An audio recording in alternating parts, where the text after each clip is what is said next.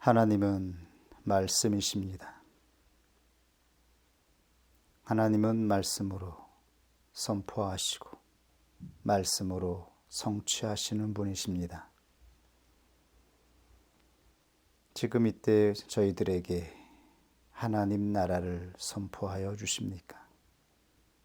사람의 생각과 사람의 뜻은 가리워 주시고 오직 하나님 나라가 선포하는 말씀을 듣게 하여 주옵소서. 증거하는 자의 입술을 주장하사 오직 하나님의 뜻만 대변하는 자가 되게 하옵소서. 예수님의 이름으로 기도드립니다. 아멘.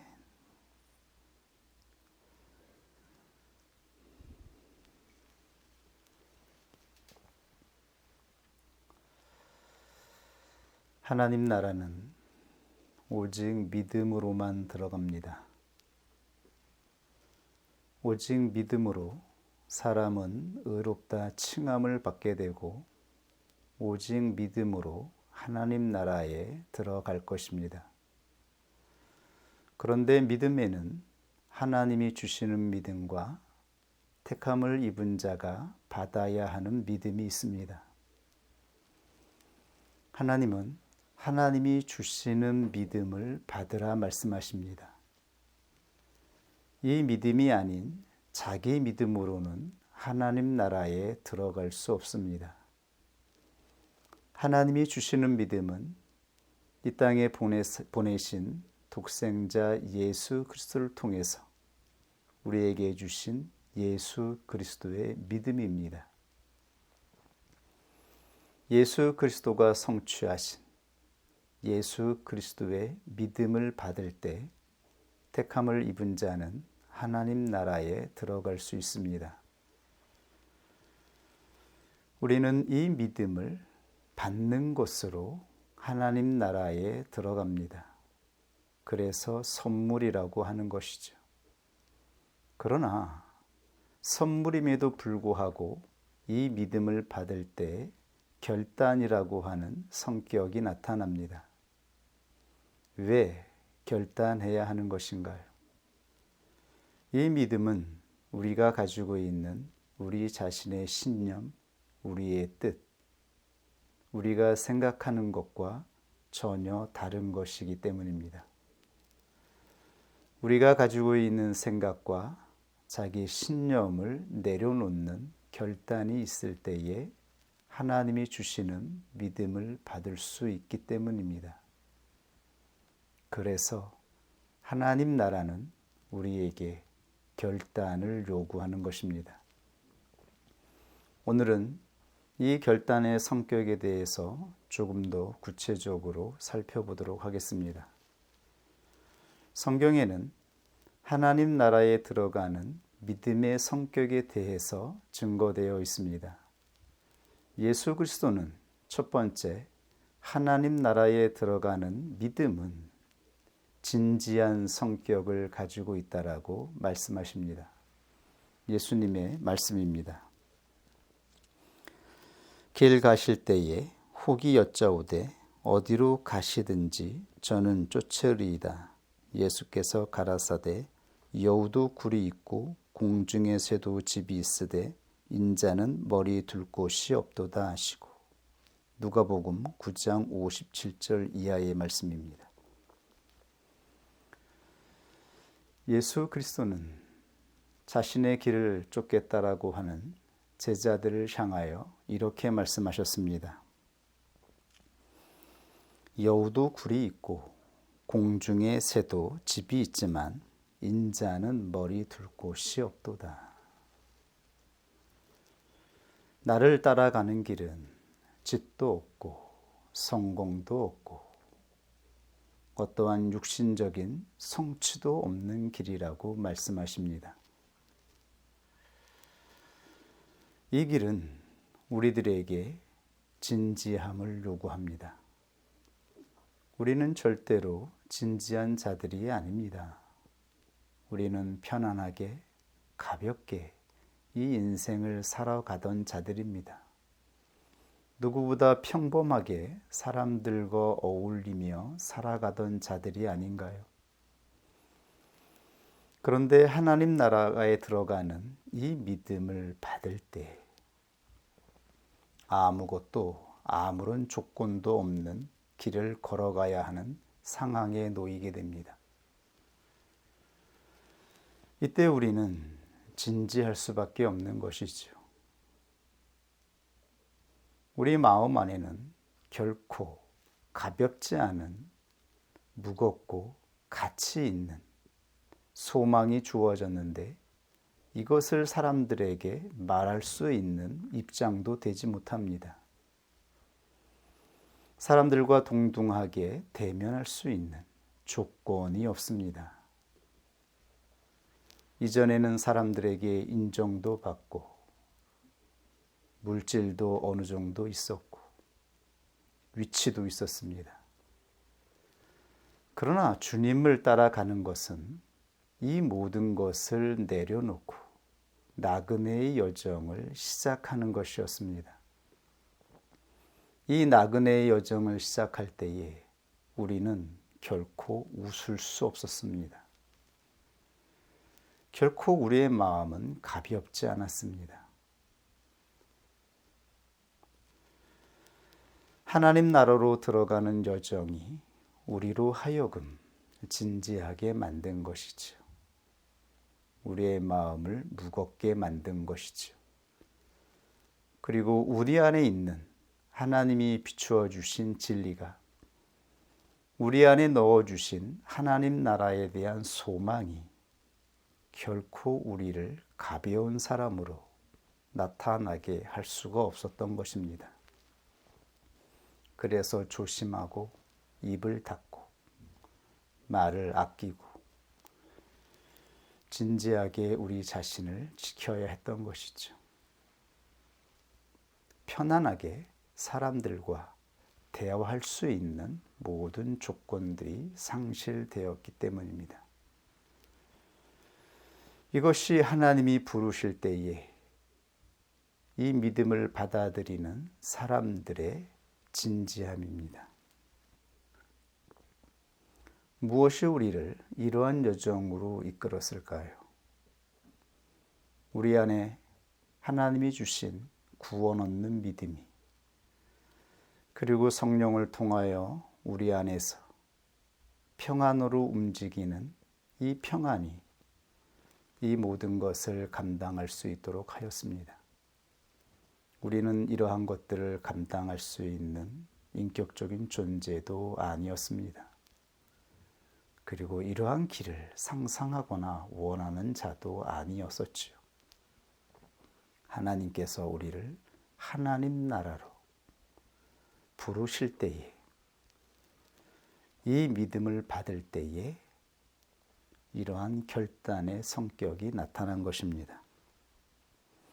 계속되는 주님의 말씀입니다. 또 다른 사람에게 나를 쫓으라 하시니 그가 가로되 나로 먼저 가서 내 부친을 장사하게 허락하옵소서. 가라사대 죽은 자들로 자기의 죽은 자들을 장사하게 하고 너는 가서 하나님 나라를 전파하라.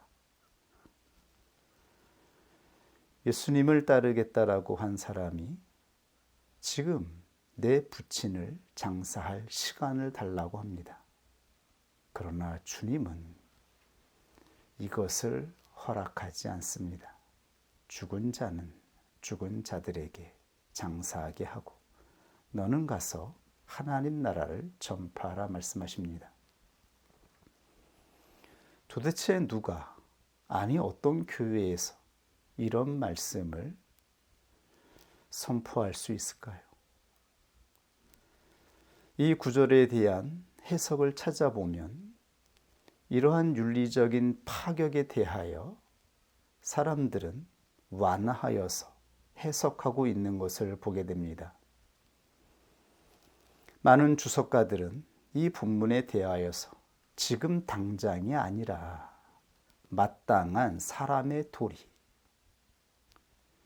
이 제자는 자신이 부모가 죽을 때까지 도리를 다한 다음에 그 다음에 주님을 따르겠다라고 한 말이라고 해석하는 것입니다. 저도 예전에는 종종 이렇게 이 구절을 해석하였습니다. 그러나 이 본문은 그러한 내용이 아닙니다. 이 본문을 교회에서 있는 그대로 해석하지 못하는 이유는 이러한 가르침이 흡사 이단들의 행태와 비슷하기 때문입니다. 믿음으로 말미암아 가정도 자신의 부모도 그 어떤 윤리적인 기본적인 도리를 다하지 않는 이단의 형태와 비슷하게 나타나는 이 점 때문에 교회는 조심해서 이 구절을 해석한 것입니다.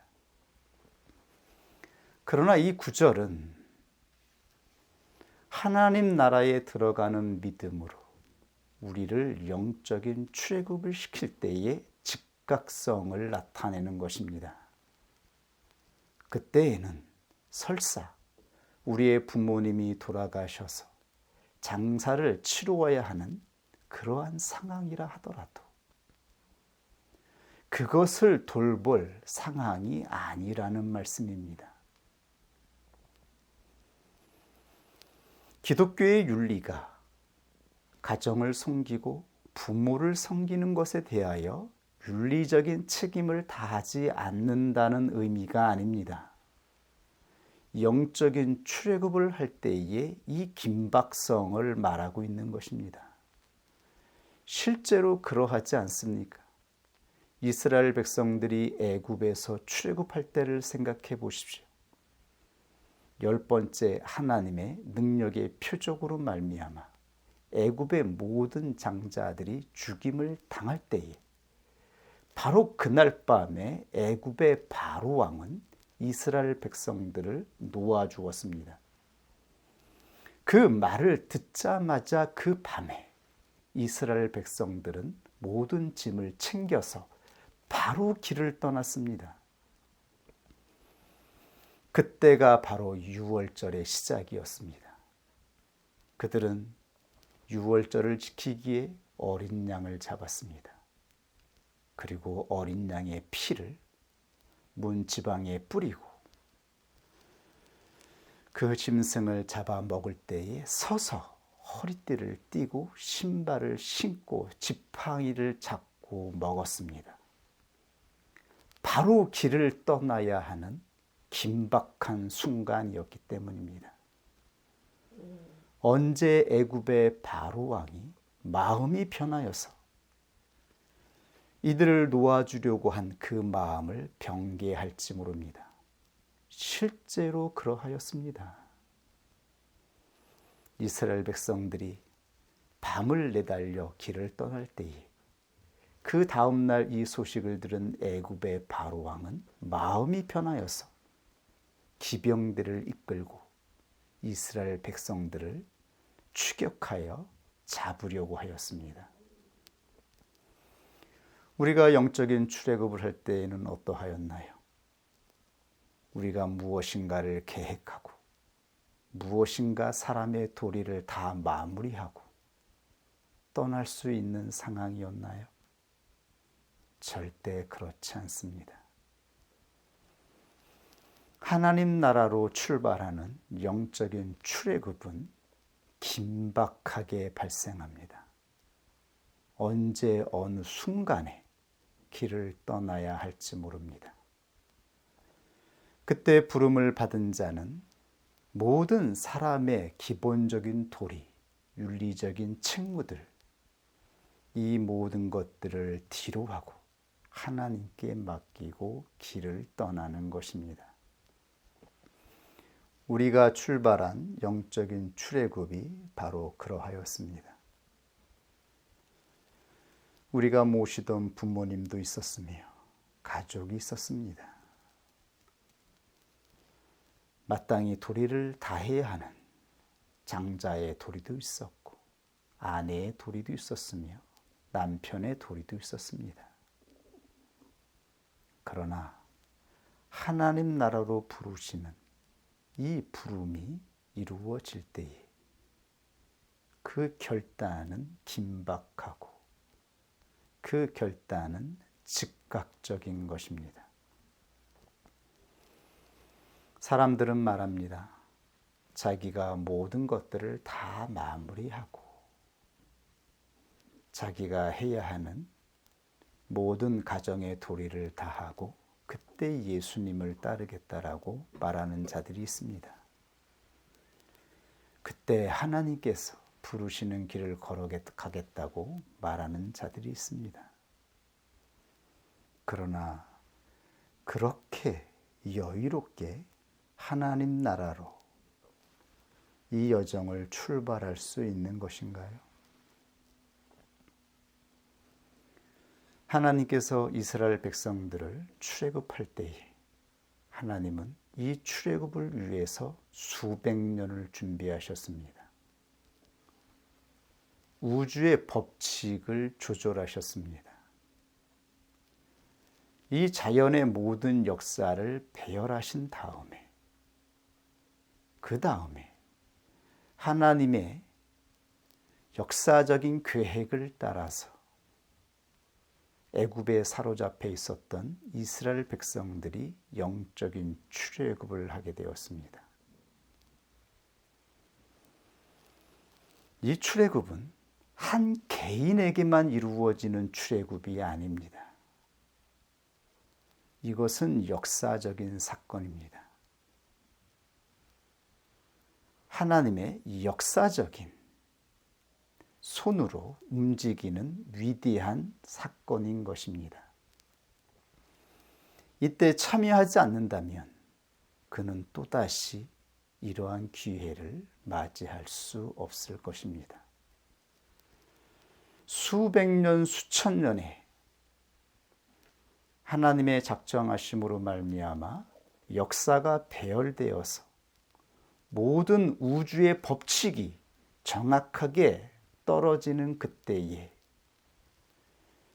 이스라엘 백성들이 출애굽을 하게 된 것입니다.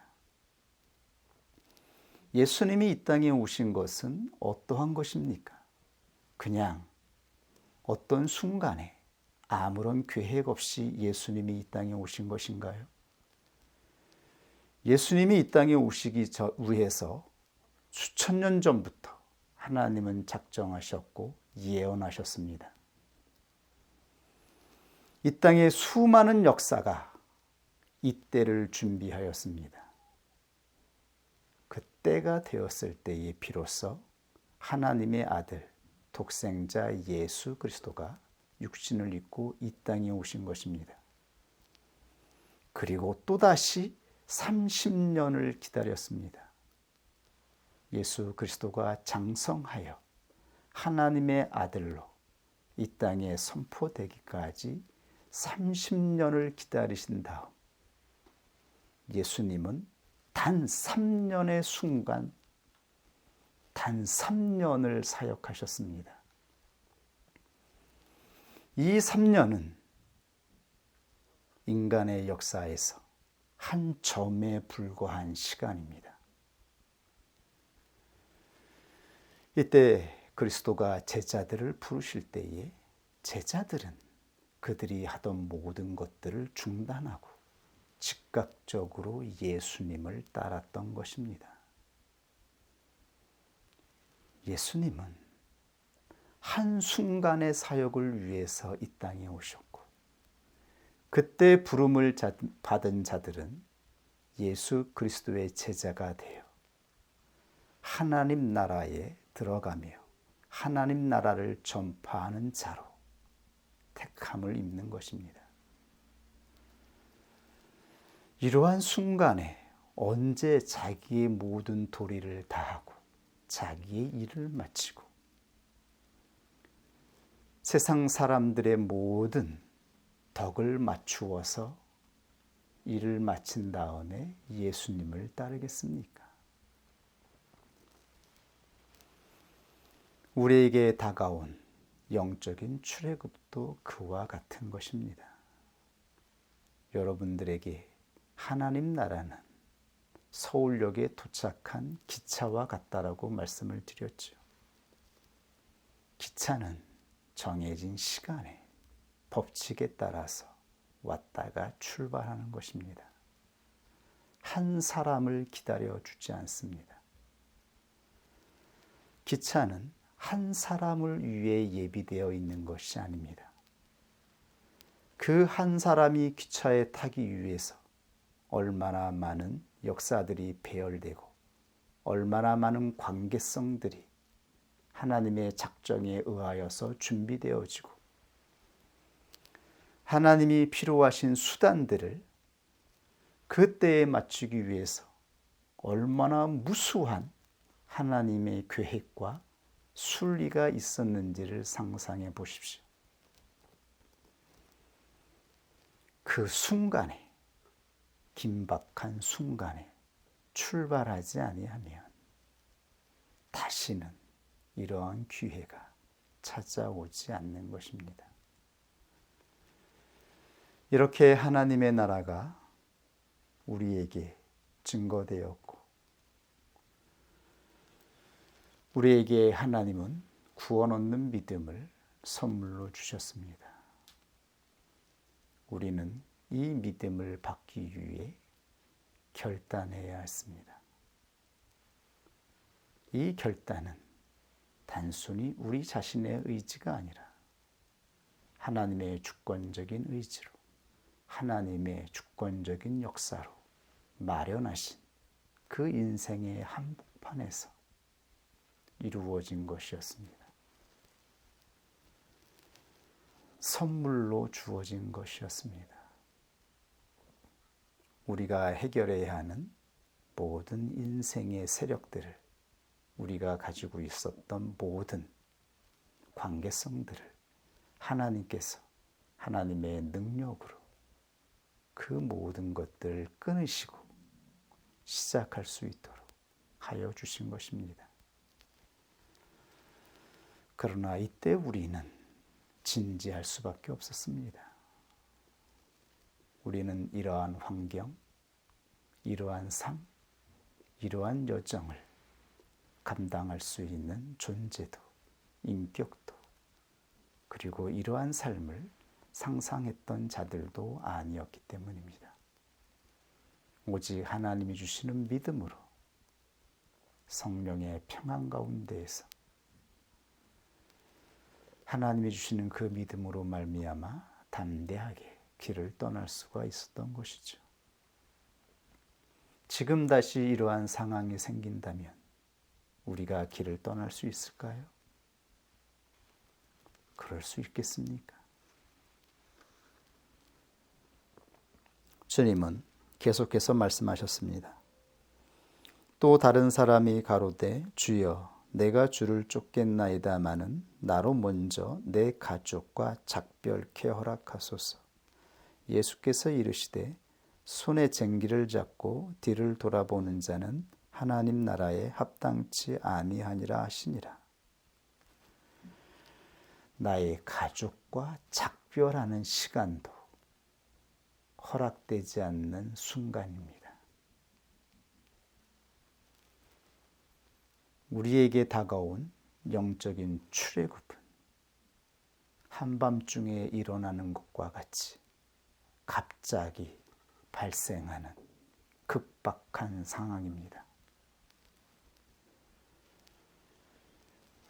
소돔과 고모라가 멸망을 당할 때에 롯의 가족은 급박하게 빠져나와야 했습니다.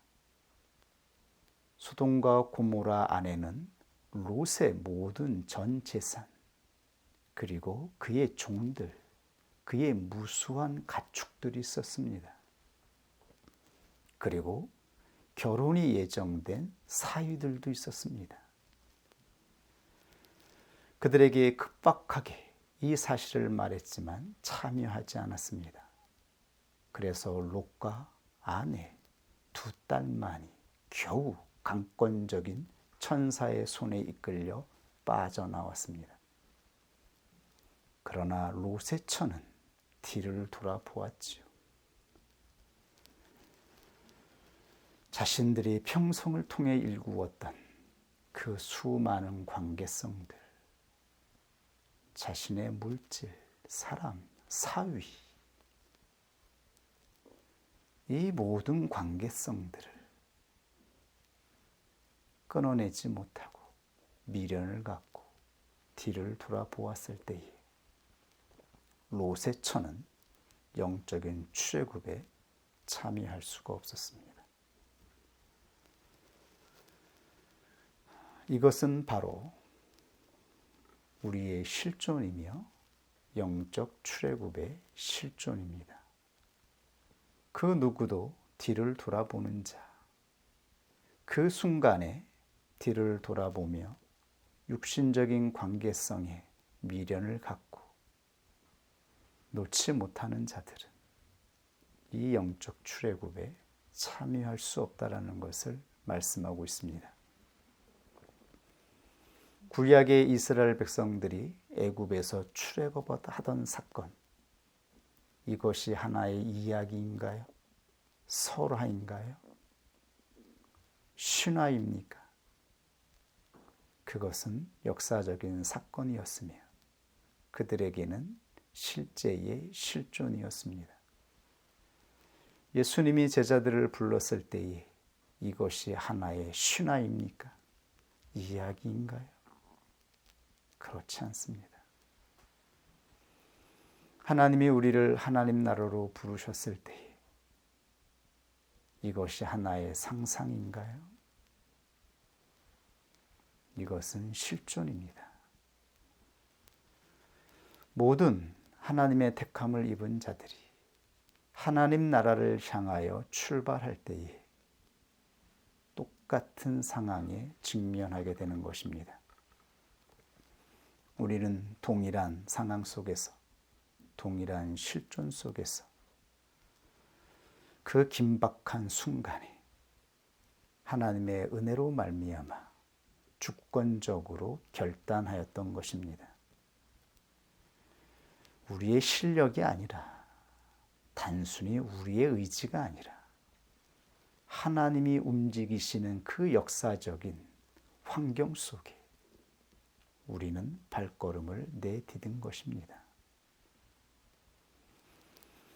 그러나 그 순간에 우리의 영혼 안에서 우리는 긴장하고 진지하고 무거웠던 것이지요.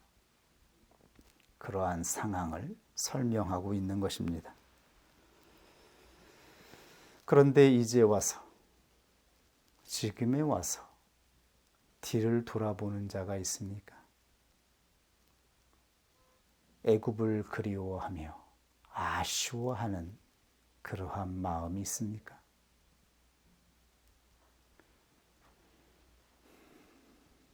이 미련으로 우리가 걸어가는 길을 중단하고 머물러 있는 자가 있습니까? 지금 우리의 마음은 어떠한가요? 우리 안에서 작용하는 미련은 어디에서 나오는 것일까요? 구원 얻는 믿음에서는 절대로 이러한 미련이 나타날 수가 없습니다. 우리는 일순간 어떠한 감정에 사로잡혀 불신의 말들을 내뱉을 수는 있습니다. 그러나 우리 중심에 있는 구원 얻는 믿음은 절대로 과거에 대하여, 우리가 떠나온 그 삶에 대하여 미련을 갖지 않습니다. 하나님이 주신 믿음으로 가지고 있는 우리 중심에는 과거에 대하여 티끌만한 미련도 갖지 않는 것입니다. 하나님이 주신 믿음은 절대로 그러한 것이 아니기 때문입니다. 우리가 바라보는 하나님의 나라는 우리가 떠나온 인생과 비교할 수 있는 것이 아니기 때문입니다. 첫 번째, 결단의 성격은 진지함이었습니다. 두 번째로, 결단의 성격은 과격함입니다. 우리가 생각하지 못하는 성격들이 나타나고 있습니다. 마태복음 11장 12절에 이렇게 증거되어 있습니다. 세례 요한의 때부터 지금까지 천국은 침노를 당하나니 침노하는 자는 빼앗느니라. 하나님의 나라가 침노를 당한다라고 말합니다. 도대체 이게 무슨 말인가요? 사람이 사람의 의지로 천국을 침략할 수 있다란 말입니까? 이것은 우리말과 영어에 있는 능동태, 수동태 외에 헬라어에만 등장하는 중간태라고 하는 이 동사를 살펴볼 때 이해할 수 있습니다. 여기서 침노를 당한다는 헬라어 동사로 중간태입니다. 우리말에 없는 그러한 동사의 형태가 있는 것이죠. 이것은 쉽게 말하면 능동적 수동태를 의미합니다. 하나님 나라가 스스로의 의지로 수동태의 형태를 취한다라는 의미입니다. 하나님 나라가 스스로 무수한 사람들이 하나님 나라에 들어올 수 있도록 문을 활짝 열어놓고 있다라는 말입니다. 지금이 바로 그러한 때라고 말씀하고 있습니다. 그토록 사람들이 찾고 헤매던 하나님의 나라가 이 땅에 무수히 선포되고 있습니다. 하나님의 능력들이 역사를 통하여 수많은 곳에서 끊임없이 행해지고 있습니다. 그리고 그 어느 때보다 하나님의 나라가 증거되고 있습니다. 그리고 어느 때보다 성령의 역사가 강력하게 일어나고 있습니다. 이런 시기가 언제 있었나요? 이렇게 수많은 사람들이 교회에 밀려오는 것처럼, 홍수처럼 밀려왔던 것을 생각해 보십시오. 하나님의 은혜가 우리나라 전반에 걸쳐 나타나게 되어지고 얼마나 많은 사람들이 교회에 들어와서 복음을 들었습니까? 그리고 얼마나 많은 사람들에게 하나님 나라가 전파되었습니까? 택함을 입은 자뿐만 아니라 수많은 사람들에게 그들의 이성이 깨어 있다면 발견할 수 있을 정도로 하나님의 나라가 증거되었습니다. 하나님 나라가 침노를 당한다라고 표현하고 있는 것입니다. 그렇다고 해서 아무나에게 하나님의 나라가 열려 있다라는 의미는 아닌 것이죠. 하나님께서 허락하시지 않은 자가 하나님 나라에 들어갈 수 있다라는 의미는 아닙니다. 그 정도로 하나님 나라가 침노를 당한다라고 말할 정도로 하나님의 나라가 열려 있다라는 의미입니다. 이 말은 택함을 입은 자들이 조금만 노력하면, 조금만 하나님의 말씀을 붙잡고 따라가면 하나님 나라를 보게 되고 누구든지 하나님 나라에 들어갈 수 있는 은혜가 우리 가운데 주어져 있다라는 말입니다.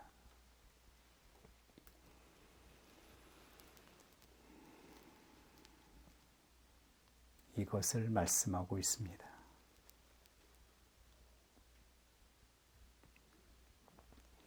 그런데 참으로 당황스럽게도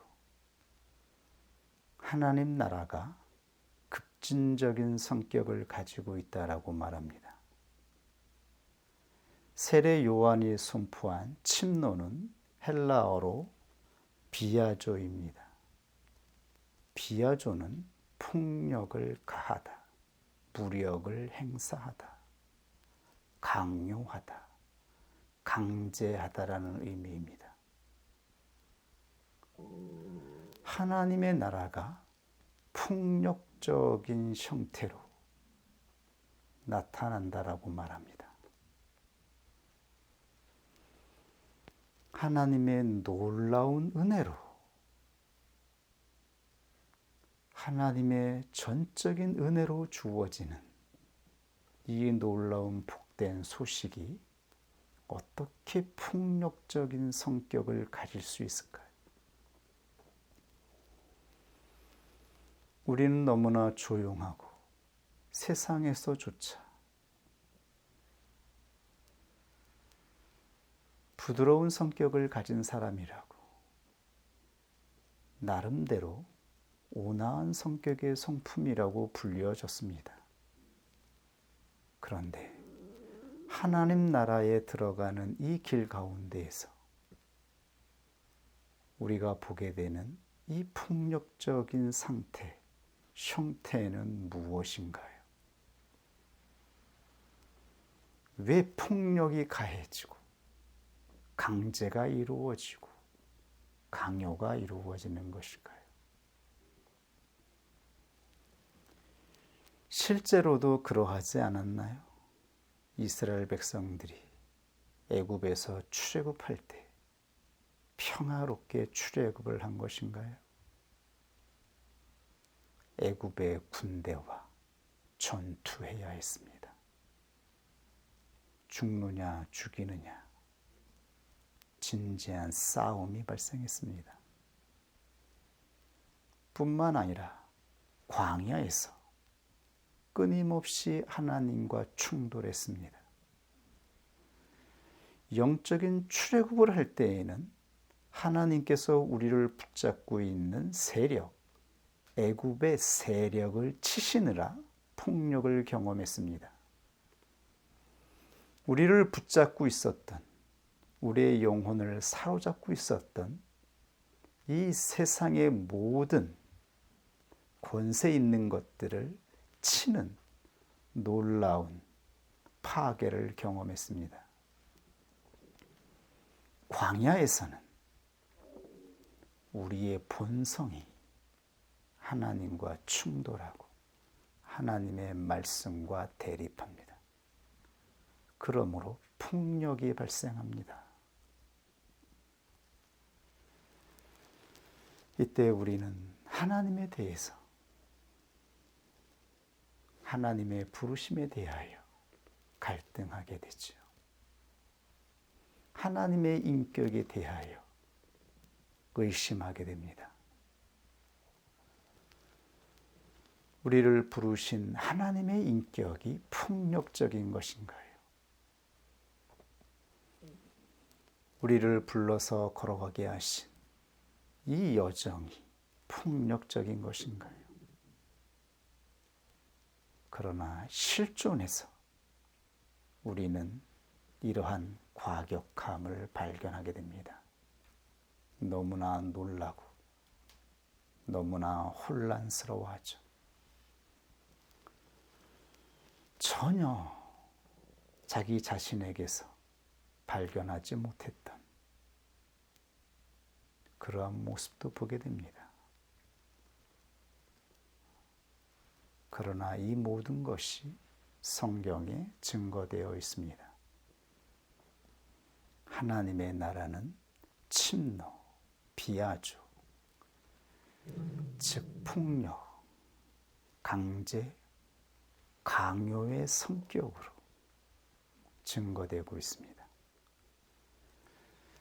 예수님도 끊임없이 이러한 말씀을 증거하셨죠. 예수님의 말씀입니다. 내가 세상에 화평을 주러 온 줄로 생각지 말라. 화평이 아니요 검을 주러 왔노라. 내가 온 곳은 사람이 그 아비와 딸이 어미와 며느리가 시어머니와 불화하게 하려 함이니 사람의 원수가 자기 집안 식구니라. 아비나 어미를 나보다 더 사랑하는 자는 내게 합당치 아니하고 아들이나 딸을 나보다 더 사랑하는 자도 내게 합당치 아니하고 또 자기 십자가를 지고 나를 쫓지 않는 자도 내게 합당치 아니하니라. 자기 목숨을 얻는 자는 잃을 것이요 나를 위하여 자기 목숨을 잃는 자는 얻으리라. 마태복음 10장 34절에서 39절. 이것이 하나님 나라를 소망하며 영적인 출애굽을 할 때에, 광야의 여정을 걸어갈 때에 경험하게 되는 실존이라고 말씀하십니다. 기독교 역사에서 교회의 무수한 증인들의 고백을 통하여 이러한 것을 듣지 않았나요? 예수 그리스도가 주시는 믿음을 따라 나그네 여정을 시작했을 때에 얼마나 많은 믿음의 사람들이 집안에서 쫓겨나고 핍박을 당하고 가족의 의를 끊기고 수모를 당했으며 고통을 당했는지 여러분은 듣지 않았습니까? 이것이 하나님 나라가 요구하는 믿음을 받을 때에 발생하는 실존입니다. 하나님이 주시는 믿음을 받을 때에 이 믿음은 자기 믿음과 충돌합니다. 자기 믿음은 이 세상의 본성과 충돌하지 않습니다. 우리 안에 이러한 충돌과 과격함과 진지함과 즉각성이 나타난다면 그것은 우리가 받은 믿음이 하나님이 주시는 구원 얻는 믿음이기 때문입니다.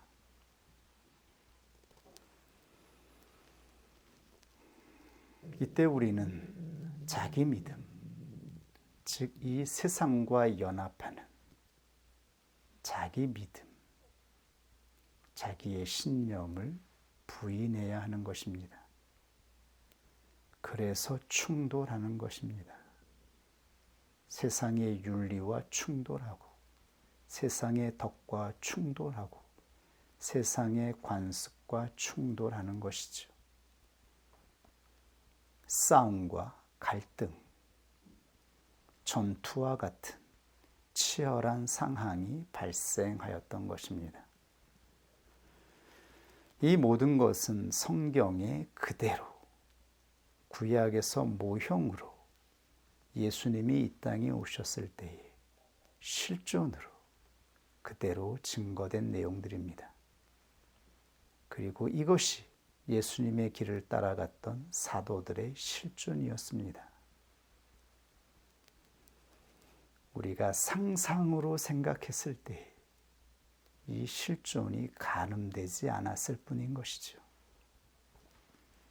그러나 우리에게 예수님이 보내신 성령으로 말미암아 구원의 여정이 적용될 때에 이 모든 것들이 경험되는 것입니다. 그런데 주님은 이 모든 시험을 이길 수 있는 능력을 주셨습니다. 오직 이 능력으로만 이 모든 시험을 이겨낼 수 있습니다. 이 능력은 바로 십자가의 믿음입니다. 예수님이 말씀하셨습니다. 자기 십자가를 지고 나를 쫓지 않는 자도 내게 합당치 아니하니라. 자기 목숨을 얻는 자는 잃을 것이요 나를 위해 자기 목숨을 잃는 자는 얻으리라.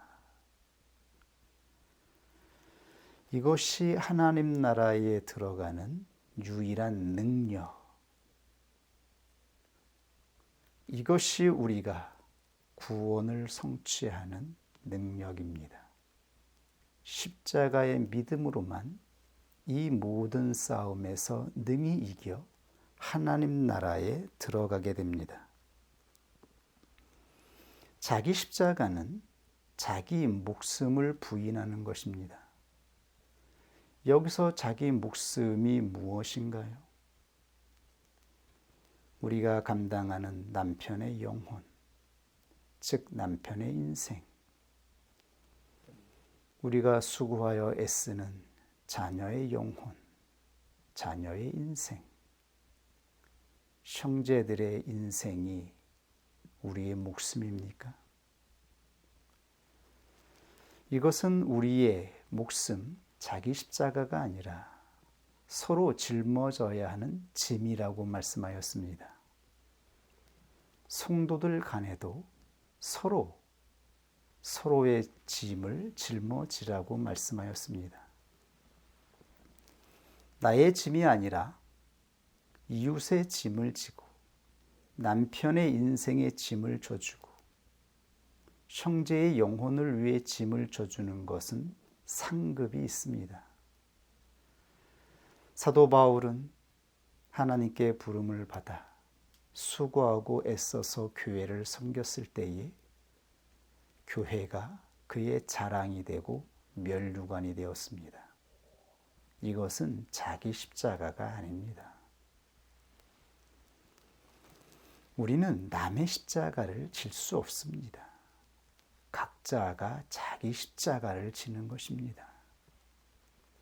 잠시 남이 힘들어하는 그 사람의 영혼을 위해 그 사람의 인생의 짐을 잠시 감당해 주는 것이죠. 교회 안에서도 성도들이 서로 희생하여 섬기며 서로의 짐을 잠시 져줄 수는 있습니다. 그러나 자기 십자가는 오직 자기만이 지는 것입니다. 여러분, 성경에 증거된 구레네 시몬을 보십시오. 여러분에게 종종 말씀을 드렸었지요. 그런데 구체적인 증언을 보면 더 놀랍습니다. 마가복음 15장 21절의 증거입니다. 마침 알렉산더와 루포의 아비인 구레네 사람 시몬이 시골로서 와서 지나가는데 저희가 그를 억지로 같이 가게 하여 예수의 십자가를 지우고 예수를 끌고 골고다라 하는 곳에 이르러. 구레네 사람 시몬이 억지로 자신의 의지가 아니라 어쩔 수 없는 상황에서 잠시 예수 그리스도의 십자가를 졌습니다. 넘어지고 힘들어하는 예수 그리스도를 위해 군병들이 예수님의 십자가를 지게 하였던 것이죠. 이 일로 인하여서 구레네 시몬이 얼마나 많은 상급과 명예를 받았는지 아십니까? 로마서 16장 13절에 이러한 기록이 있습니다. 주 안에서 택함을 입은 루포는 구레네 시몬의 아들이죠. 그 어머니에게 문안하라. 그 어머니는 내 어머니니라. 사도 바울이 자신의 영적인 어머니라고 고백한 자가 바로 구레네 시몬의 아내입니다. 구레네 시몬의 집안은 초대교회에서 자랑스러운 이름이 되었습니다. 폴리갑 교부의 기록에 따르면 루포는 순교하였다라고 전해집니다. 구레네 시몬의 아내는 그가 가진 신앙으로 말미암아 사도 바울에게 엄청난 영향력과 사랑을 베푼 영적인 어머니가 되었습니다. 그리고 구레네라고 하는 지역에서 얼마나 많은 그리스도인들이 나왔는지 성경 곳곳에 기록되어 있습니다. 잠시 짊어진 예수 그리스도의 그 십자가, 그 한순간에 수고로 구레네 시몬은 성경에 영원히 기록되었으며 믿는 자들에게 기억되는 이름이 되었습니다. 우리는 잠시 하나님이 맡겨주신 영혼을 위해 또한 믿음의 여정을 걸어가면서 잠시 다른 사람의 짐을 질 때가 있습니다. 이것은 우리의 상급이며 멸류관이 됩니다. 이것은 자기 십자가가 아닙니다. 자기 십자가는 예수님을 따르는 자들이 마땅히 부인해야 하는 자기 자신의 의, 자기 자신의 뜻입니다. 우리는 저마다 자기의 뜻과 자기가 옳다라고 생각하는 의를 가지고 있습니다. 자기가 원하는 삶이 있습니다. 자기가 기대하는, 나아가고자 하는 삶의 의지가 있습니다. 이것을 내려놓고 예수님을 따라 길을 걸어가야 된다라고 말씀하십니다. 그리고 하나님은 이 여정을 걸어갈 수 있도록 우리에게 구원 얻는 믿음을 선물로 주셨지요. 이 구원 얻는 믿음은 바로 예수 그리스도의 믿음이 아닌가요? 예수 그리스도의 믿음 안에는 십자가의 믿음이 있습니다. 이 믿음을 붙잡고 우리가 끝까지 나아가면 우리는 하나님 나라에 들어가게 될 것입니다. 이것을 명심하는 자가 되기를 바랍니다. 지금도 하나님 나라가 활발하게 역사하고 있습니다. 보혜사 성령을 통하여 하나님의 나라가 활동하고 있습니다. 지금 이 순간, 이때가 언제 마감될지 알 수가 없습니다. 우리는 마지막 때를 살아가고 있습니다.